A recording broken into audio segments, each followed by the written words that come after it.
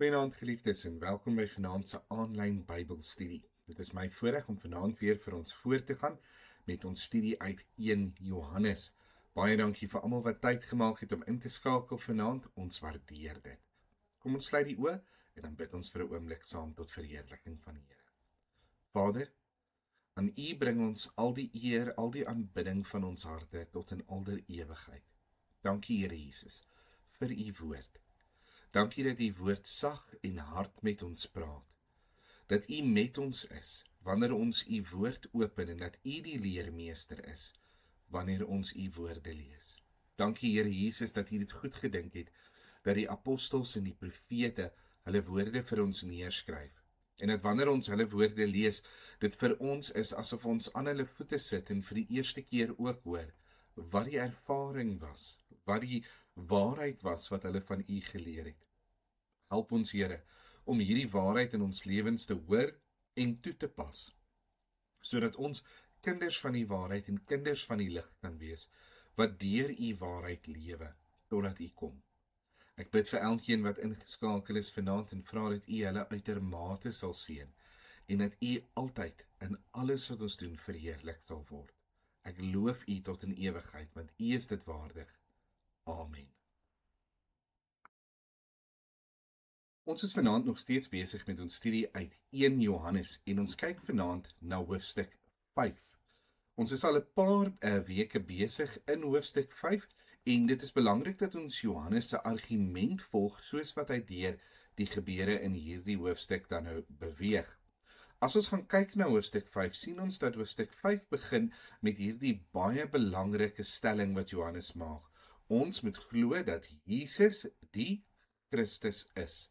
Onthou, Christus verwys nie na die van die Here Jesus nie. Hy was nie Jesus Christus soos wat ek Martin Botha is nie, maar Christus was 'n titel of 'n amp wat die Here Jesus beklee het. Dit het beteken dat Jesus die gestuurde was, die gesalfde een was, die een wat die sondes van die wêreld sou wegneem en dan natuurlik self die seun van God is. 'n Baie belangrike en 'n baie vername titel, die Christus, die Messias in baie van die dialekte en tale. Nou, wanneer die Johannes Jesus Christus dan nou vir ons as die Messias kom openbaar, dan gee hy vir ons deur die loop van hierdie hoofstuk 'n paar getuies van die Here Jesus Christus se Christusskap, sy Messiaskap. En hy praat hier van gebeure op die aarde, die water, die bloed, en dan praat hy ook van God se eie getuienis dat Jesus die Christus is, en sê dat as ons nie die getuies op aarde wil volg nie, soos die getuie by die Here Jesus se doop, toe die Heilige Gees soos 'n duif op hom neergedaal het, en 'n stem uit die hemel met hom gepraat het, en gesê, dit is my geliefde seun, in wie ek welbehae het, doen alles wat hy vir julle sê. As ons nie na daardie getuies wil luister nie, laat ons dan na God self luister, wat vir ons getuig van sy eie seun. Nou, Johannes se argument bereik 'n klimaks hier in hoofstuk in vers 13, hoofstuk 5 vers 13, waar hy dan skryf, dit het ek geskrywe aan julle wat glo in die naam van die Seun van God, sodat julle kan weet dat julle die ewige lewe het, en kan glo in die naam van die Seun van God. Dit is moontlik vir 'n kind van die Here om nou reeds hier op aarde te weet dat as hy sit tot sterwe sou kom, dat hy sou hemel toe gaan. Ons kan weet dat ons hemel toe gaan. Die Here Jesus het vir ons gesterwe sodat ons kan weet dat ons hemel toe gaan en daardie wonderlike vooruitsig het om eendag aan die voete van die Here Jesus te kan wees. En Johannes kom brei hierdie gedagte vir ons baie deeglik uit om vir ons te kom sê dat ons regtig hierdie sekerheid maar mag aanneem en vir onsself hou en onsself daardeur bemoedig en onsself daardeur motiveer. Maar in vers 14 beweeg die argument nou na die gevolge van hierdie sekerheid. As ons dan nou 100% seker is dat ons wel hemel toe gaan, wat beteken daardie sekerheid prakties hier op aarde? Onthou, Die sendbriewe is nie geskryf vir die van ons as ons eendag in die hemel is nie. Eendag as ons in die hemel is, het ons dalk nie meer die woorde hiervan nodig nie. Profeseë sal verbygaan, skryf Paulus aan die Korintiërs, maar dis geskryf vir ons wat nou in die lewe is en nog wag op die koms van die Here Jesus Christus, of wag op daardie dag wanneer die Here Jesus ons dan nou kom haal. So Johannes skryf hierdie brief en hy sê, maar wat beteken hierdie sekerheid van my saligheid, hierdie vaste vertroue en wete dat ek aan die Here Jesus behoort, wat beteken dit prakties vir my? En daardie praktiesheid van dit kom brei vir ons uit in vers 14, 15 en 16. En ek lees dit graag vir ons net een keer vinnig deur. Vers 14 sê, en dit is die vrymoedigheid wat ons teenoor hom het, dat hy ons verhoor as ons iets vra volgens sy wil. En as ons weet dat hy ons verhoor, dan weet ons dat, wat ons ook al vra, ons die bedes verkry, wat ons van hom gevra het. As iemand sy broeder 'n sonde sien doen, wat nie tot die dood is nie, moet hy bid, en hy sal hom die lewe gee, vir die wat nie 'n sonde tot die dood doen nie. Daar is 'n sonde tot die dood. Daarvoor sê ek nie dat hy moet bid nie.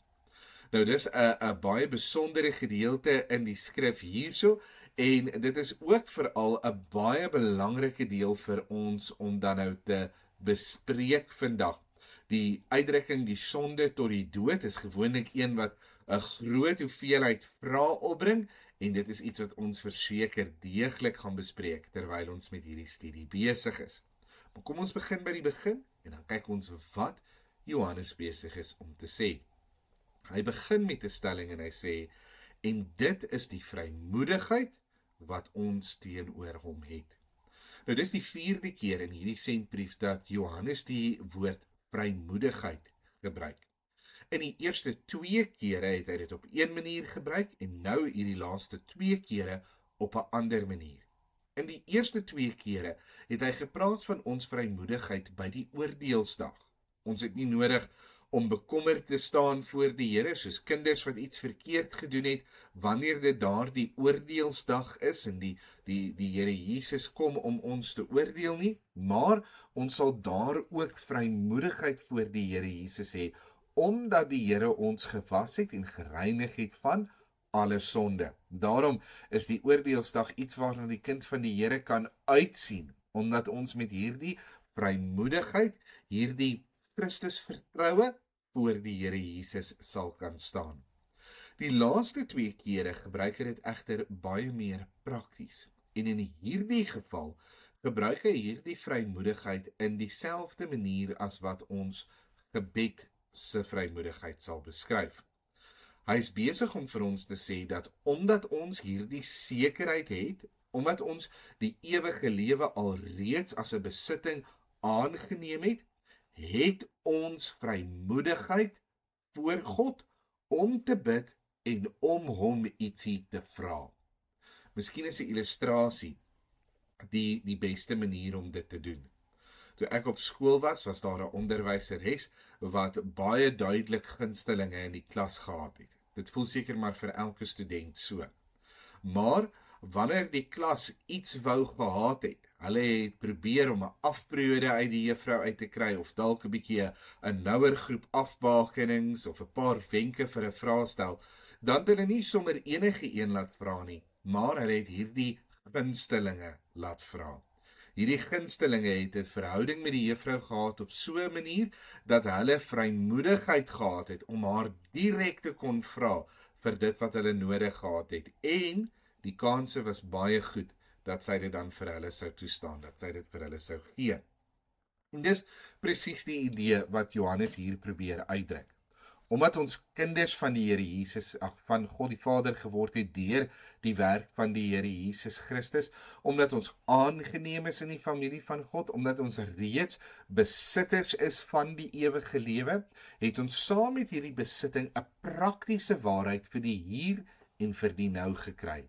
En dit is die vrymoedigheid om te bid en te vra. Ons mag vra, ons kan vra, en soos wat ons nou gaan sien, ons moet vra wanneer daar iets op die hart is. God is ons Vader en hy wil graag hê dat sy kinders hulle behoeftes en hulle begeertes in gebed en smeking teenoor hom bekend maak. Nou Johannes gaan hierdie vrymoedigheid vir ons baie deeglik kom uitbrei in hierdie gedeelte en dis belangrik dat ons dit verstaan want hy gaan 'n besondere belofte saam met dit maak. In vers 14 sê hy, dit is die vrymoedigheid wat ons teenoor hom het. Nou, daardie teenoor hom praat daarvan, dat hierdie nie net 'n algemene vrymoedigheid is nie, maar die teenoor hom verwys terug na die vrymoedigheid toe. Die teenoor hom wys terug na die vrymoedigheid toe. So dis nie net 'n algemene vrymoedigheid nie, maar baie spesifiek 'n vrymoedigheid teenoor God. Die woordjie het wat ons hier kry aan die einde, dui eintlik 'n werkwoord aan in die oorspronklike taal wat in die teenwoordige tyd staan. Met ander woorde, ons het reeds hierdie vrymoedigheid. Ons het reeds hierdie vrymoedigheid. Nou dis belangrik om te verstaan. Johannes skryf hierdie sendbrief nie vir kinders van die Here wat al reeds in die graf is, of vir kinders van die Here wat al reeds in die hemel is nie, maar met die besitneming van die ewige lewe, is dit 'n vrymoedigheid wat ons nou reeds hier op aarde in besit kan neem. Dis nou reeds iets wat aan elke kind van die Here behoort. En wat is hierdie vrymoedigheid? Wat is hierdie waarheid waarin ons kan vashou, waarvan ons maar seker kan wees? En dit is dat hy ons verhoor. Dat hy ons verhoor. Nou, daardie verhoor is vir my 'n pragtige Afrikaanse vertaling van die Grieks wat hier gebruik word, omdat die Grieks wat hier gebruik word beteken om te kan hoor. Maar dit word op so 'n manier neergeskryf dat Johannes nie net besig is om te sê dat God ons hoor wanneer ons tot hom bid nie, maar dat God ons verhoor wanneer ons tot hom bid. Met ander woorde, God sê ja. En nou kom hy en hy sê in hierdie gedeelte iets baie besonders en kragtig. Hy sê God sê ja, daarvan kan ons seker wees, daarvan getuig hy self vir ons. Hy sê ja wanneer ons iets volgens sy wil vra. Nou, dis baie belangrik dat ons kyk byvoorbeeld na hierdie woordjie iets wat hier so staan, want hierdie iets wat hier so staan in die oorspronklike taal beteken wat ook al en dit beteken ook in hierdie geval spesifiek wanneer ook al ons iets vra. So as ons iets vra, is sinoniem in hierdie gedeelte met wanneer ook al ons iets van hom vra. En dan natuurlik baie belangrik, dit moet wees volgens sy wil. So daar's 'n baie besondere afkamping van hierdie vrymoedigheid. Dis nie 'n wille vrymoedigheid wat oral in ons lewens rondhardloop nie, maar dit is 'n vrymoedigheid teenoor God. En wat is hierdie vrymoedigheid? Wat is hierdie belofte waarin ons kan vashou? Dat as ons iets van die Here vra, hy dit vir ons sal gee, 100% elke keer. Maar, en hier's nog 'n afkamping, dit moet wees volgens sy wil. Daar is baie mense in die wêreld wat vir ons 'n tipe name it and claim it evangelie wil kom verkondig. Hulle kom leer vir ons dat as jy meer geld wil hê, jy soek 'n nuwe motor, jy wil graag in 'n groter huis bly, jy het meer gesondheid nodig, jy het 'n geesteliker lewe nodig, jy het watter ook al 'n begeerte of behoefte in hierdie wêreld dat jy dit net kan vra en die Bybel sê dan die Here sal dit vir jou gee. En as 'n mens baie vinnig oor hierdie versie lees, dan klink dit amper asof dit is wat hierdie versie sê. Ons weet ook van die Here Jesus, wat baie keer gesê het, as julle iets in my naam vra, dan sal ek dit vir julle gee. Sluit dit dan nou in, enigiets in die wêreld. Kan ek dan nou vir myself sê, ek gaan nadat ek hierdie Bybelstudie gedoen het, dadelik my oë toemaak en vir die Here sê, Here, ek soek asseblief 3 of 4 Ferraris en dan 'n garage groot genoeg om almal van hulle te kan parkeer. En dan terugsit en verwag dat hier op een of ander wonderlike manier splinternuwe motor by my huis sal opdaag, waarskynlik saam met 'n persoon van SARS om 'n ondersoek te kom doen wanneer so iets sou gebeur. Maar nee, dis glad nie wat hierdie gedeelte vir ons leer nie. Inteendeel, dis baie onbybels om so te leer. Om vir mense so te leer is om die idee oor te dra dat God daar is om die mens te dien. Dat God amper is soos 'n ouer wat terugsit met al hierdie wonderlike seëninge en nie kan wag om vir ons al hierdie seëninge te gee nie. En al wat ons moet doen is ons moet dit uit sy hande uitneem. Maar dit is baie buiten die karakter van God. As 'n mens gaan kyk na baie van die dinge wat in die Ou Testament gebeur het, baie van die dinge wat in die Nuwe Testament gebeur het, dan sien 'n mens nie so 'n God raak in die skrif nie.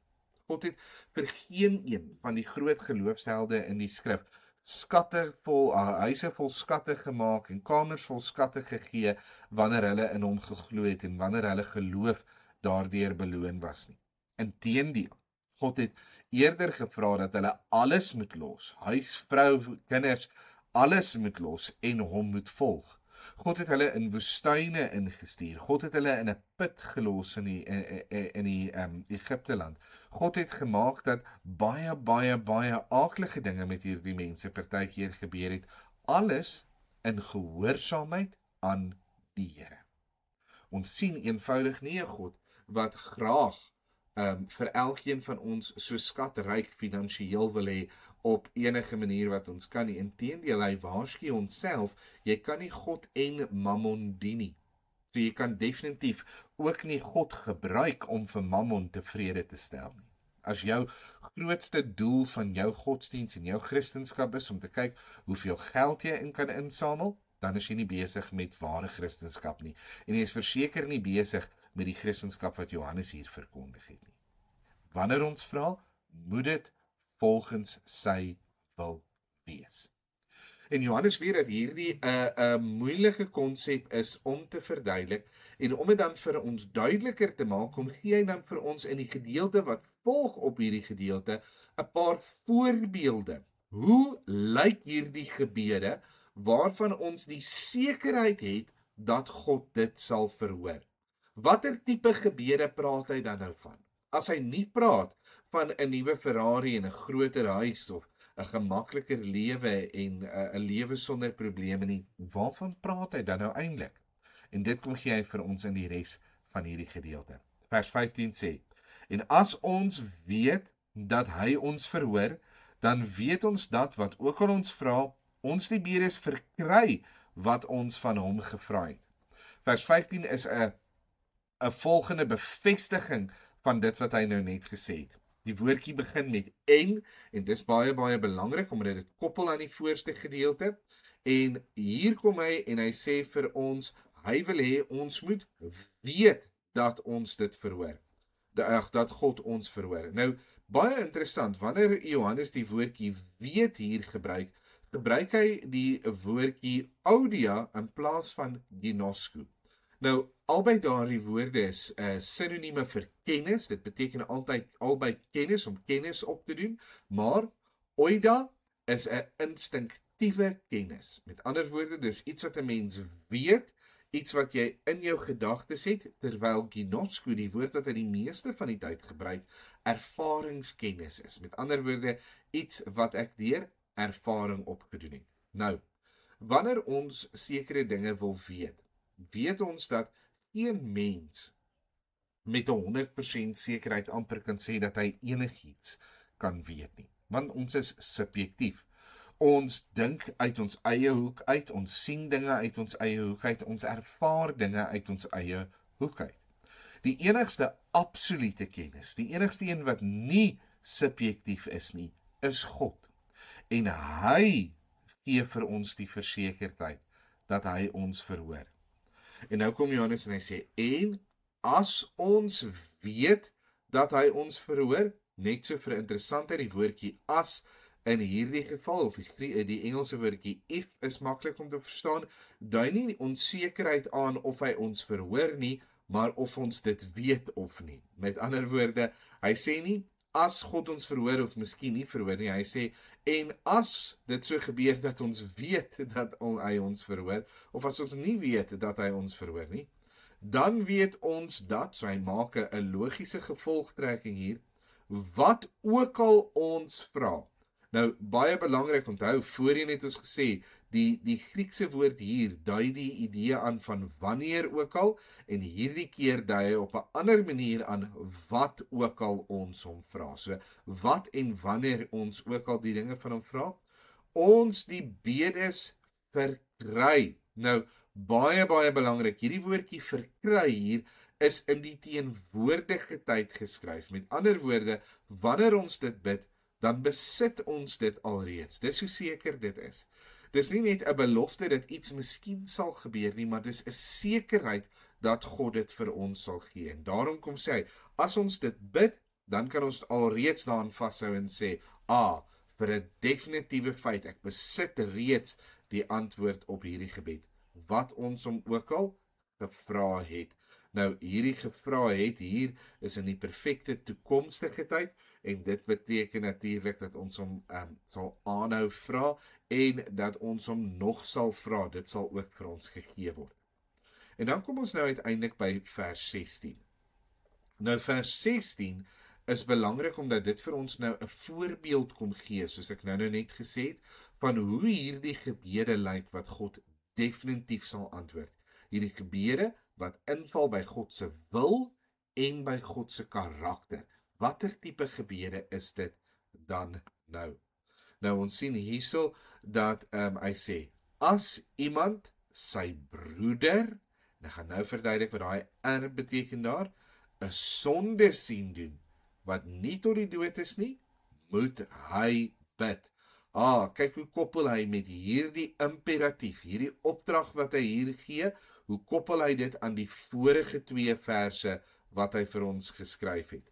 So, wanneer moet hy bid? Hy moet bid as sy broeder hy sonde sien doen, en ons weet dat as ons iets bid, dan sal die Here dit vir ons gee, want ons het die vrymoedigheid as gevolg van ons saligheid.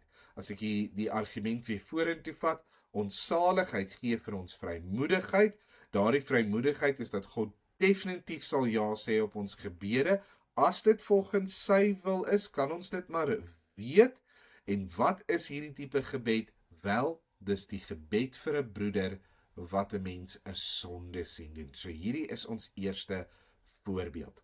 Nou, ek wil stadig deur hierdie gedeelte beweeg, omdat dit baie belangrik is, en ek is bang dat ek hier effens teleur gaan stel, want ek gaan nie noodwendig vir ons 'n klinkklare antwoord gee nie. Ek dink nie Johannes gee 'n klinkklare antwoord hier nie, en ek wil nie graag dinge in die skrif inlees wat nie daar staan nie. Maar kom ons kyk wat sê hy hier. Hy sê, as iemand sy broeder 'n sonde sien doen. Nou, ek wil eers praat oor daardie woordjies, sy broeder. Nou, die erretjie wat daaroor staan hierso is vir redding. Sy broeder in hierdie konteks is 'n ander gelowige, iemand wat ook die Here Jesus as persoonlike verlosser en saligmaker aangeneem het. Nou, daar's baie debat tussen teoloë oor wie hierdie broeder is. En baie sal met baie slim redenasies kom, maar die meeste gesonde teoloë sal vir ons sê dat as 'n mens gaan kyk na die manier hoe Johannes dwars deur hierdie brief taal gebruik en kommunikeer, dan weet ons dat nog elke keer wat hy gepraat het van iemand se broeder, het hy gepraat van 'n gelowige, 'n kind van die Here. Nou, wat hier van die kind van die Here? Wel, as iemand 'n ander kind van die Here 'n sonde sien doen. Nou, daardie woordjie doen, daardie sterretjie wat ek so oormaak, beteken teenwoordige tyd. Met ander woorde, sien hom op die oomblik besig met sonde. Dis nie iets wat ek met hoorsee gehad het nie, of iets wat ek vermoed, of iets wat ek met 'n paar kinderstories bymekaar gekry het nie. Ek raak bewus van hierdie persoon se sonde. Wat moet ek dan doen? Moet ek dadelik hardloop en die wêreld gaan vertel van hierdie sondige broeder? Moet ek dadelik met hom gaan beklei? Moet ek hom dadelik gaan aanspreek en vir hom sê dat hy reguit op pad is na die swaal en na die vuur toe? Hoe hanteer ek dit wanneer ek 'n ander kind van die Here 'n sonde sien doen? Nou, geliefdes, ongelukkig leef ons as kinders van die Here tussen ander kinders van die Here wat nog nie vervolmaak is op die pad van heiligmaking nie. Met ander woorde, ons bly sondige mense. En as gevolg van die feit dat ons sondige mense is, laat ons partykeer sonde in ons lewens toe. Behoort ons dit te doen? Verseker nie. Mag ons dit doen? Verseker nie. Lei dit tot ons dood en ons verwoesting? Verseker te doen. Maar doen ons dit in elk geval? Ongelukkig ja. En nou kom Johannes en hy sê, weet jy wat is 'n tipe voorbeeld van 'n gebed wat altyd verhoor sal word? Wel, jy sien 'n broeder 'n sonde doen. En nou kom sê hy vir ons 'n tweede voorwaarde vir hierdie gebed. Onthou die eerste voorwaarde was, jy moet die broeder die sonde sien doen, hy's op die oomblik besig daarmee. En die tweede is, wat nie tot die dood is nie. Nou, hierdie sonde tot die dood is 'n baie interessante onderwerp en iets wat baie teoloë oor baie argumente en baie redenasies het. Ek het so 10 verskillende redenasies kon opspoor in al die kommentare en ek gaan almal van hulle vinnig deurwerk. En dan gaan ek doen wat ek moes doen maar op die ou einde en vir u sê, gaan dink daaroor en kyk of jy self by 'n antwoord kan uitkom vir wat die sonde tot die dood is. Ek dink nie die doel van Johannes in hierdie gedeelte was om die sonde tot die dood toe te bespreek nie. Dis nie sy doel nie. Hy wil vir ons kom leer dat ons vir mekaar moet bid. Moenie skinder oor mekaar nie, moenie mekaar sleg sê of beklei teenoor mekaar of lelik wees met mekaar of enige ander tipe ding doen wat ons doen partykeer as iemand se sonde sien doen nie. Ons moet bid. Dit is vir my altyd interessant as 'n mens by die kerk, by die koffietafel gewoonlik waar die moeilikheid uitbreek. As 'n mens daarna gesprekke hoor, dan hoor 'n mens hulle sê, "O, het jy gehoor Saartjie dit of Kosie doen dit of Jannie doen dit of Maritjie doen dit." Maar daar word baie min gesê, weet jy wat, kom ons bid vir hierdie broeder of hierdie suster wat ons sien. En dis die waarheid waarby Johannes wil uitkom. Maar terwyl hy nou praat van die sonde van die dood, kom ons praat 'n bietjie daaroor. Die eerste ding wat ons moet besef is, hy praat nie hier van 'n ewige dood nie, maar hy praat van 'n fisiese dood. Met ander woorde, hierdie sonde van die dood is nie iemand wat hel toe gaan nie, dis nie daai ewige dood nie, maar dit is iemand wat fisies sal sterwe as gevolg van hierdie sonde. Hoe weet ons? Hy praat nie van die ewige dood nie. Die lewe kan baie keer in Johannes se skrifte dan verwys na die ewige lewe. Hoe weet ons die dood in hierdie geval is nie die ewige dood nie? Wel, baie eenvoudig vir die feit dat dit sy broeder is wat hy 'n sonde sien doen. Met ander woorde, hy sien 'n ander kind van die Here besig met 'n sonde. En dwars deur hierdie gedeelte, in hierdie selfde hoofstuk, kom maak Johannes dit vir ons baie duidelik dat 'n persoon nie sy saligheid kan verloor nie. As jy eenmaal gered is, bly jy vir ewig gered. Jy kan nie teruggaan en weer 'n ongeredde word nie. Jy bly altyd 'n kind van die Here. As jy in permanente sonde verval, as jy in gruwelsondes verval, dan is daar 'n groot kans dat jy dalk nooit werklik gered was om mee te begin nie, en dan sou ek jou aanbeveel om te gaan doodseker maak, maar kinders van die Here verloor nie hulle kindskap die oomblik wat hulle 'n sonde doen nie. So hierdie sonde tot die dood in hierdie geval is definitief nie 'n sonde wat maak dat ek my saligheid verloor nie, maar wat wel kan maak dat ek my lewe verloor. Nou, kom ons kyk na moontlike interpretasies. Ek het hulle vir ons hier aan die kant in 'n nota geskryf. Die eerste is dat dit dalk 'n sonde is soos baie sondes in die Nuwe Testament, in die Ou Testament, wat uitsondersondes is wat werklik kan lei tot die dood. Nou, ons kry voorbeelde in die Nuwe Testament en sien byvoorbeeld die voorbeeld van Ananias en Safira. Ananias en Safira in Handelinge 5 vers 1 tot 11 lieg vir die Heilige Gees. Hulle gaan in die kerk in en sê, ons het al ons lande verkoop en hier is al ons geld. Hulle doen dit om persoonlike eer by die mense te kry. En dan ongelukkig maak die Heilige Gees dit aan Petrus bekend en Petrus sê dan vir hulle, dieselfde mense wat julle mee ingekom het, sal die liggame hier uitdra, en Ananias en Safira sterwe. Hulle het 'n sonde tot die dood gedoen. Paulus waarsku ons ook van die dood wat 'n gevolg kan wees van die misbruik van die nagmaal in 1 Korintiërs 11 vers 29 tot 30. In die gemeente van Korinte het hulle gegaan en hulle die armes en die rykes verdeel en dan het hulle by die nagmaal 'n groot feesmaal gedek, 'n groot ete gedek en die ryk mense van die gemeente het eers gaan sit en dan het hulle geëet soveel as wat hulle wou gehad het. En dan wat ook al oorgebly het hulle dan nou gebruik vir die armes in die gemeente. En op so 'n manier het hulle op 'n onwaardige wyse van die nagmaal gebruik gemaak. En Paulus waarsku dat as hulle hierdie heilige sakrament so verontheilig deur so verkeerd op te tree, dat dit siekte en die dood tot 'n gevolg sal hê. Die sonde van die dood is ook 'n bekende konsep in die Ou Testament wat ons lees. Ons sien byvoorbeeld in Numeri 18 vers 22, Levitikus 24 vers 15 tot 16 en in Deuteronomium 22 vers 26 voorbeelde daarvan.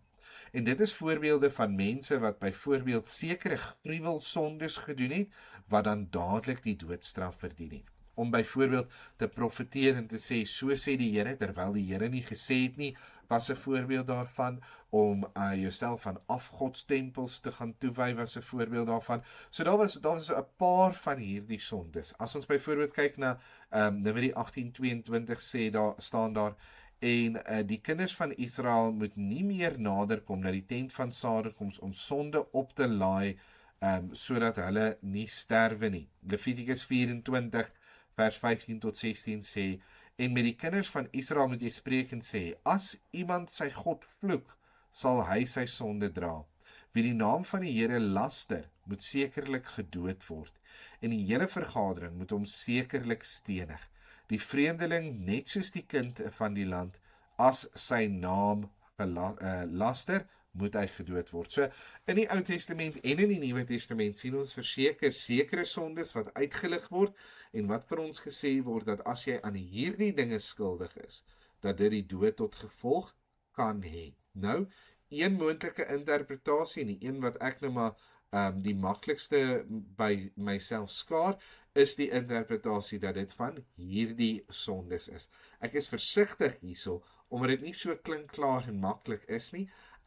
Byvoorbeeld, 'n ware kind van die Here, iemand wat werklik sy lewe met die Here Jesus versoen het, sal tog sekerlik nooit met die Heilige Gees wat inwonend is, God totaal en al kan verwerp en kan laster nie. So ek is baie benoud om dit te sê, maar hierdie klink vir my soos die naaste aan die regte antwoord. Sommige mense sê dat dit ernstige sondes is. 'n Voorbeeld daarvan in Matteus 10 vers 33 wat sê, maar elkeen wat my verloon voor die mense, hom sal ek verloon voor my Vader wat in die hemele is. Die Here Jesus wat daar sê, as iemand hom verwerp, dan sal hy hulle ook verwerp. Jy kan nie 'n geheime Christen wil wees nie. Jy kan nie vir die wêreld gaan maak asof jy nie 'n Christen is, en dan as jy by die huis kom, dan bid jy skelms vir die Here en sê, maar jy is eintlik 'n Christen. Dan baie mense van mening dat dit die laster teen die Heilige Gees is, soos in Matteus 12 vers 32, daar staan, en elkeen wat 'n woord spreek teen die Seun van die mens, dit sal hom vergewe word, maar elkeen wat spreek teen die Heilige Gees, hom sal dit nie vergewe word nie in hierdie eeu nie, en ook nie in die komende eeu nie. So, definitief 'n voorbeeld daarvan. Ek is huiwerig om te sê dat 'n broeder kan laster teen die Heilige Gees. En dan verwerping van die Christelike geloof. Sommige mense sê dis die totale verwerping van die Christelike geloof. Volgehoue sonde van ongelowiges, die wat die seun ontken, die sonde wat sou veroorsaak dat iemand verstoot word uit die geestelike gemeenskap uit, onbelede sondes, sondes wat ons weier om te bely, gewoonte sondes, sondes wat ons doen as 'n gewoonte, en dan die sonde van sondaars wat reeds gesterf het. Sommige mense sê wat Paulus hier bedoel met, Johannes hier bedoel met die sonde tot die dood, is dan mense wat al reeds dood is in hulle sonde. Nou, ek gaan vir die dood eerlik sê dat terwyl ek van mening is dat dit van daardie eerste groep sondes is, dat daar sekere sondes is wat die Here definitief gesê het, as jy hierdie dinge doen, dan sal jy moet sterwe, is ek van mening dat ek nie kan met 100% sekerheid sê nie. En ek dink ook Johannes vermy dit in hierdie gedeelte om vir ons presies te sê wat die sonde tot die dood is. Maar hy sê vir ons, wanneer ons iemand 'n sonde sien doen, en nou wil ek amper sê 'n gewone sonde. 'n Sonde wat mense partykeer doen. Nie dat daar kleiner sondes is en groter sondes is nie, maar 'n sonde wat nie spesifiek uitgelig is na hierdie gruwelsondes nie. Jy gaan nie met ander woorde bid vir iemand se verhouding om herstel te word as hulle in die strate loop en God vloek nie. Jy gaan dalk eerder bid dat daai persoon tot bekering moet kom want hy's nie 'n broeder nie. Nee. Maar hy sê as ons iemand 'n sonde sien doen, dan moet ons bid. En hoekom moet ons bid as ons iemand 'n sonde sien doen? Want hy, dit is God, sal hom, die sondaar dan nou, die lewe gee. En in hierdie geval is daar die lewe weer eens 'n fisiese lewe. Nou kom ek gee 'n baie praktiese voorbeeld hiervan. Ons sien byvoorbeeld iemand, en ek wil nou juist 'n sonde noem wat nie so algemeen is nie, dat ek nou op niemand pik of uitsonder nie, maar ons sien iemand wat byvoorbeeld 3 keer 'n week eet hulle wegneem kos, en die 2 keer in die weekdae wat hulle nie wegneem kos eet nie, dan eet hulle ook baie ongesonde kos, en hulle maak hulle self skuldig aan die sonde van brassery. Hulle gedra nie hulle self sodat hulle na die tempel van die Here kyk wat die Here vir hulle gegee het nie. Hulle verontagsaam alle raad, alle gesondheidsdinge, hulle oefen nooit nie. Hulle kyk baie sleg na hulle liggaam. Nou, wanneer ons sonde doen, sê die Bybel, dit sonde kom uit die hart van die duiwel uit. Die duiwel was 'n moordenaar van die begin af. Sonde wil ons verwoes, vernietig en verhinder weer, en dan ook tot ons dood lei. Dit is die uiteinde van alle sonde. Nou sê die Here Jesus, as ons iemand sien sulke sondes doen, ons sien hulle maak hulle self skuldig, dan moet ons vir daardie persoon slegs sê, beskinder, aanvat? Nee, ons moet daardie persoon voorbid. Ons kan hulle verseker vermaan in die Here, ons kan verseker vir hulle leer van die heilsweg, maar ons moet ten eerste vir hulle bid. Want as ons vir hulle bid, dan kan die Here vir hulle lewe gee. Terwyl daardie sonde waarin hulle self skuldig gemaak het, baie keer gekom het en lewensjare by hulle wou wegsteel, kan die Here kom en hy kan weer lewe gee. Iemand wat en ek wil nou 'n ander voorbeeld van 'n sonde gebruik om te verduidelik hoe alle sonde maar op die ou einde tot die dood lei. Iemand wat byvoorbeeld vreeslik skinder, word naderhand bekend as iemand wat skinder, verloor die vertroue van alle vriende, raak eensaam, die eensaamheid lei tot die volgende ding, en voordat jy jou kan kry is jy in 'n gat waar jou lewe in gevaar is, want sonde is 'n vangnet wat ons altyd na dieselfde ou plek toe vat, daardie plek van die dood. En nou sê die Here, bid vir daardie mens, want dan sal die Here dalk sy lewe vir hom kan teruggee. En ons sien 'n baie soortgelyke gedeelte in Jakobus 5, wat ek hier sal aanbeveel om te gaan lees, waar die apostel Jakobus ook vir ons sê, as ons iemand sien op 'n verkeerde paadjie gaan, en ons sien hulle is besig om in 'n verkeerde rigting te draai, en ons bid vir daardie persoon, ons vertrou die Here vir daardie persoon, en ons praat met daardie persoon, en ons vermaan en leer hulle, en hulle draai om, dan sê Johannes, dan is dit asof ons hulle van die dood uitgered het. En in Johannes se geval, Jesus sê, dan het ons hulle die lewe gegee. En dan kom hy natuurlik en hy herhaal hierso vir die wat nie 'n sonde tot die dood doen nie, daar is 'n sonde tot die dood. Daarvoor sê ek nie dat hy moet bid nie. Nou dit klink baie wreed om hierso te sê dat Jakobus sê dat hy nie daarvoor moet bid nie. Ek wil uitlig dat Johannes nie hierso sê dat jy nie mag bid nie. Hy sê nie jy moet daarvoor bid nie. En ek gaan 'n voorbeeld hiervan vat. As 'n mens byvoorbeeld jou hele lewe lank gerook het en jy het nie na enige raad of insig of na enige iemand geluister nie, en jy het regtig jou hele lewe lank soveel en so gereeld as wat jy wou gerook, en op jou ou dag sit jy met longprobleme en jy sit dalk met longkanker en jy sukkel om asem te haal, en nou wil jy hê mense moet vir jou kom bid. Nou sê Johannes hierso, ek sê nie alle sonde se gevolge kan weggebid word nie. Maar as ons iemand sien besig met sonde, dan moet ons vir hulle bid. En ek wil weer eens net klem daarop kom lê, dat Johannes hierso nie wil praat oor die sonde van die dood nie. Wat wil hy vir ons kom leer? Julle moet vir mekaar bid. En as dit die Here se wil is, dan sal hy daardie persoon vir wie jy bid, van daardie sonde afkeer. Nou wat is die takeaway wat ons hier kan vat? Wat vat ons huis toe in hierdie gedeelte? Wel, eenvoudig dit. Broeders en susters, ons is mekaar se wagter. As kind van die Here, is elke ander kind van die Here jou verantwoordelikheid. En wanneer jy een van daardie kinders van die Here sien op 'n dwaalweg gaan, en jy sien dat hulle besig is met dinge in hulle lewe wat op die ou einde hulle gaan vernietig, verwoes of vermoor, dan is dit ons voorreg, ons vrymoedigheid om na die Here toe te gaan en te sê, Here, U het beloof dat alles wat ons in U naam vra, dat alles wat ons volgens U wil vra, U daaraan gehoor sal gee. So Here, ek kom bid, red my boetie of my sussie, red daardie kind van die Here wat op die dwaalspoor is, van hulle verkeerde weë. Voordat dit by die slegte nagevolge kom, Here, werk met hulle, keer hulle harte daarvan af.